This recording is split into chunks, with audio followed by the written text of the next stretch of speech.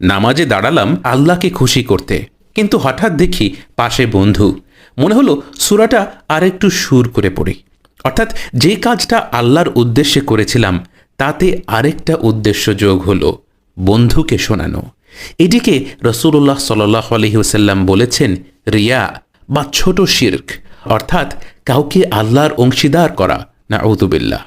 আল্লাহ বলেছেন কেউ যদি আল্লাহকে খুশি করার পাশাপাশি অন্য কাউকে ইমপ্রেস করার জন্য কোনো কাজ করে তবে আল্লাহ তা গ্রহণ করেন না। কোরআনের হাফেজ শহীদ থেকে শুরু করে দানবীরের দান বিফলে যাবে এই লোক দেখানোর জন্য। সুবহানাল্লাহ।